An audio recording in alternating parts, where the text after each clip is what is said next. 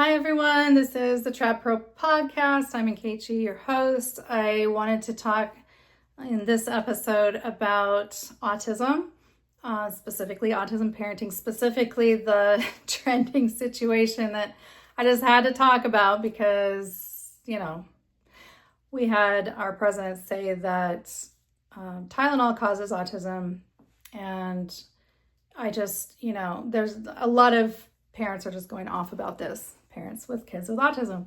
So I have to just drop a little TradPro perspective here. Again, keeping it empathetic, that's the progressive side, human rights advocacy, etc. Keeping it traditional, nurturing, mother's perspective, that kind of thing. So autism did not actually come into our lives until, of course, 9 years ago when Langston was born. And I probably could have been one of the people today who is like, like what? Like, oh, maybe Tylenol could cause that. I don't know. I don't care. I don't know much about that. There are a lot of people that just don't know much about autism because it's not impacting their daily lives. Kind of like sometimes when people are like, there's no racism because I don't see racism. And it's like, well, but would you? Because if you're living in Utopia and I don't know, like if there isn't anything kind of crossing your path that's within the conflict zone of racism, then how would you see it? Same with autism. If you don't actually experience that, it's hard for you to kind of like understand. I'm not comparing racism and autism. I'm just saying a human experience is hard to understand completely until you actually live it. And some people will say all kind of things about assumptions about what I've lived and haven't lived. And we're not going to go there about the whole like race and culture topic today. But I mean, I'm happy to talk about it. I've talked about it at length and you can read my book. It's out there, my whole life story. But today I want to talk about autism because it impacts every day of my life with this beautiful, amazing, happy, soul. My little guy, he's just like wakes up happy with a smile on his face every single day.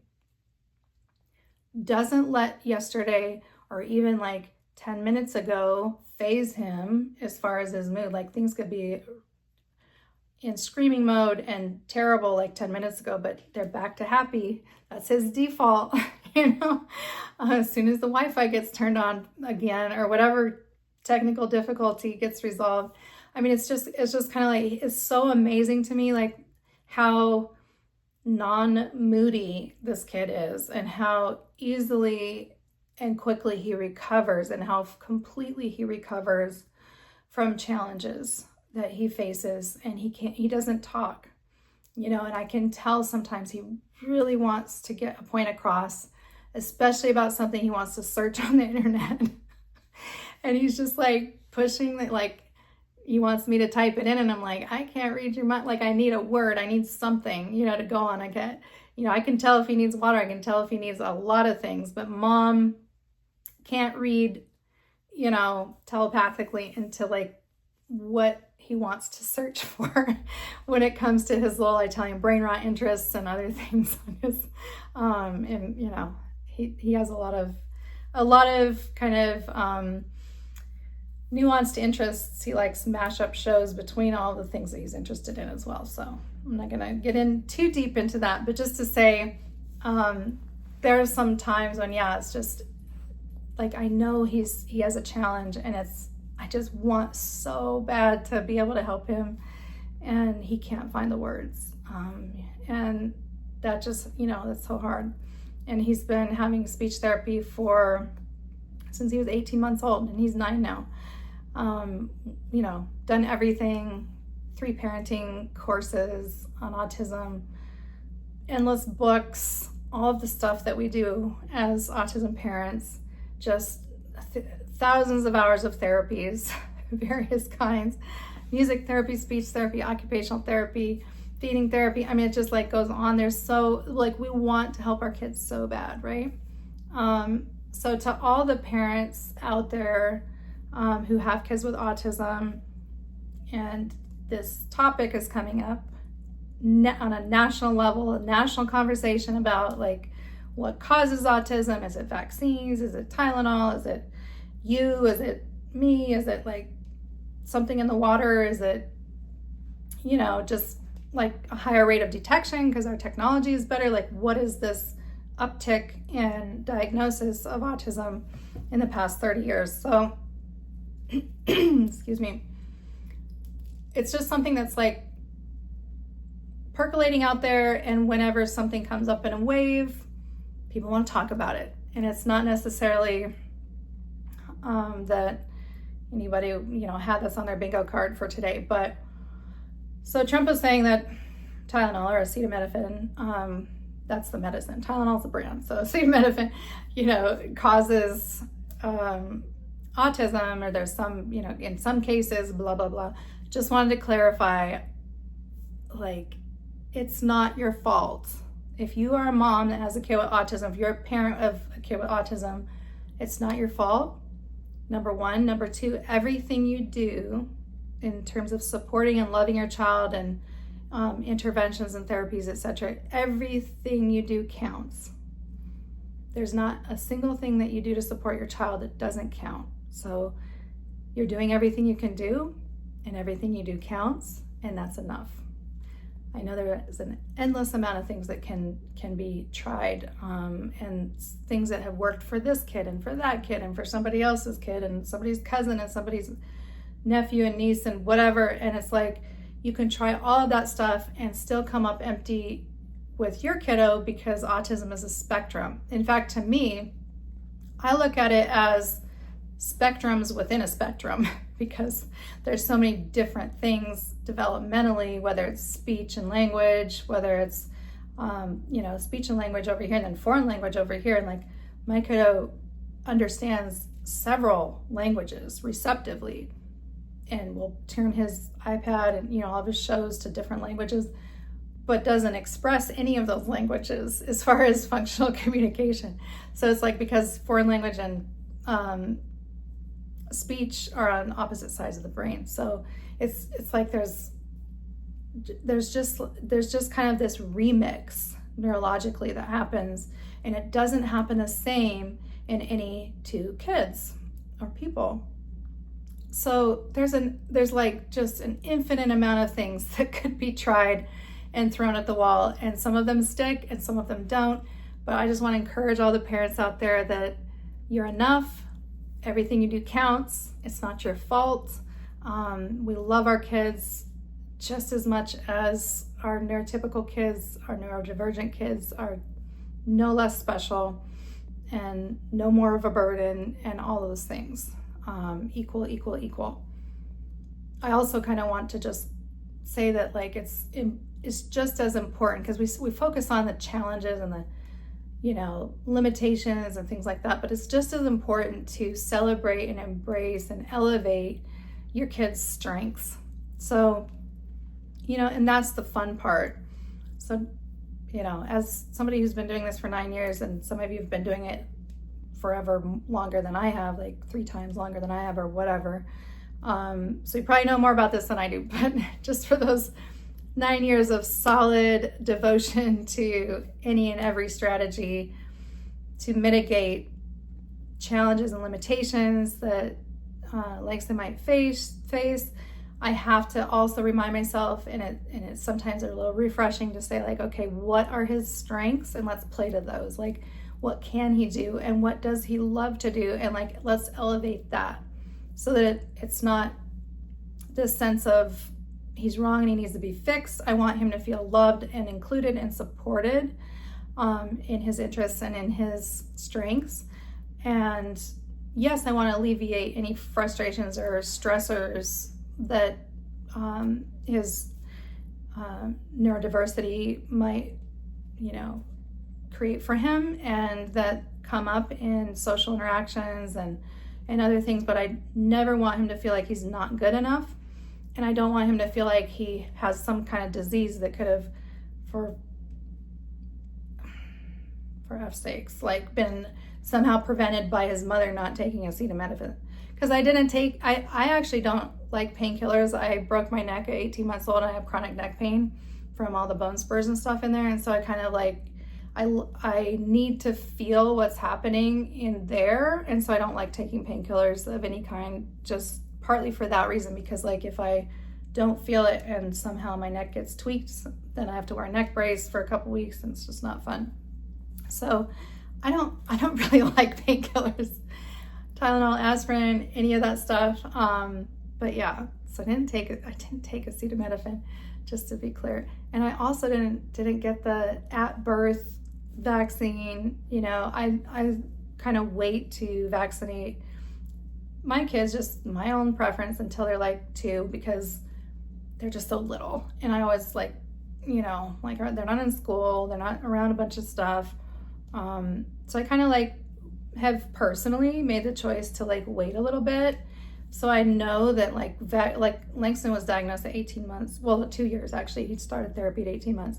So he was like diagnosed with autism before he got vaccinated. I didn't take Tylenol when I was pregnant. So it's like, in his case, I'm like 100% sure neither one of vaccines and Tylenol did not cause autism for my son. But for those who might think that it did and feel terrible, like, come on, like nobody needs a guilt trip on top of everything else that ASD parenting brings with it. Like, we don't need to make a bunch of moms feel guilty if they did take Tylenol or some type of acetaminophen, or if you got your kids vaccinated. Like, all kinds of kids are vaccinated at birth and then those early little infant and toddler years, 6-month shots, all these things.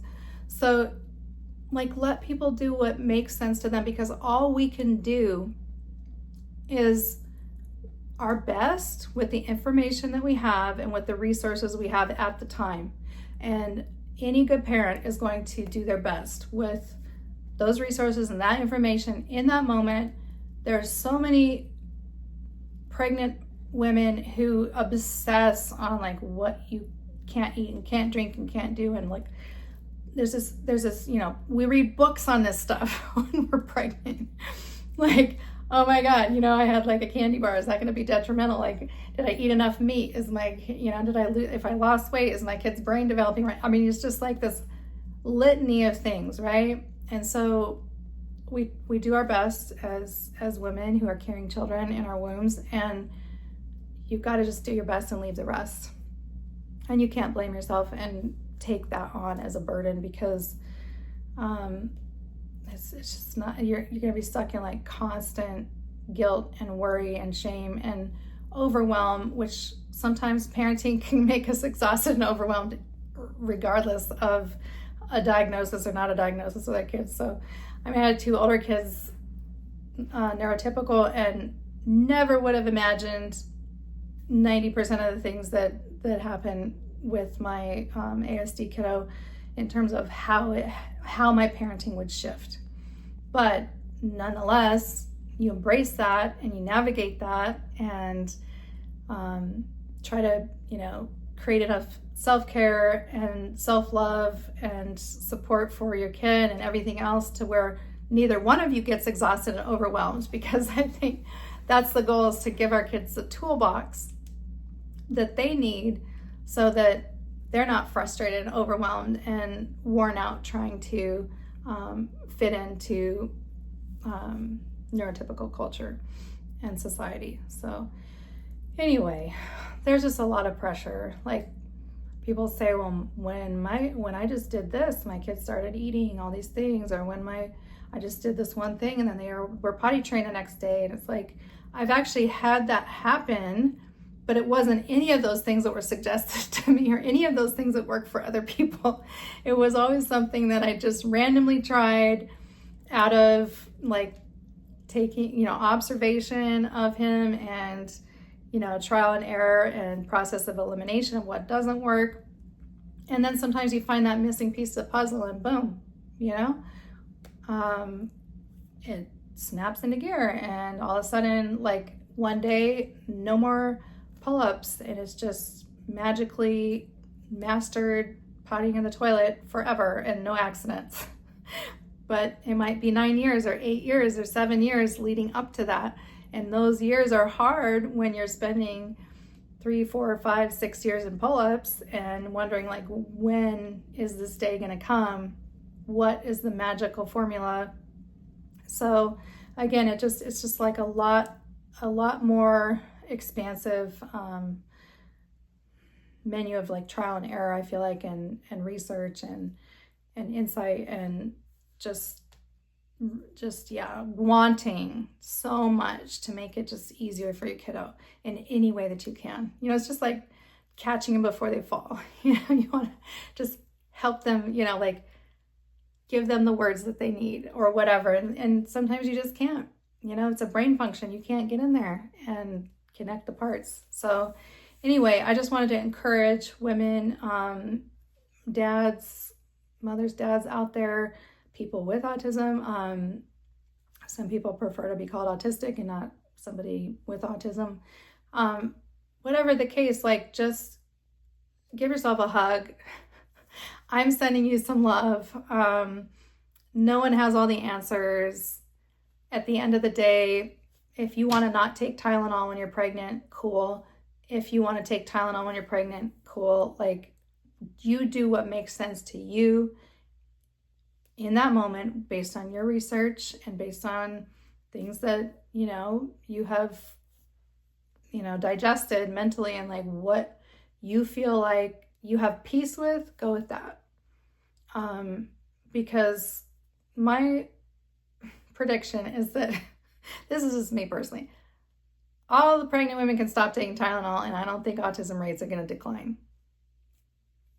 I don't know. But again, if you feel like you want to not take Tylenol, cool. I didn't take it, but it wasn't because of a scare of autism happening. It was just because I don't typically take pain-killing drugs. And also when I'm pregnant, I'm super like careful with what I eat and don't eat, and things that I put into my body. But anyway, I just wanted to kind of put out some support and love for all the families and people who are impacted by autism. I hope that this national conversation hasn't caused you any more stress or anxiety or pressure or guilt.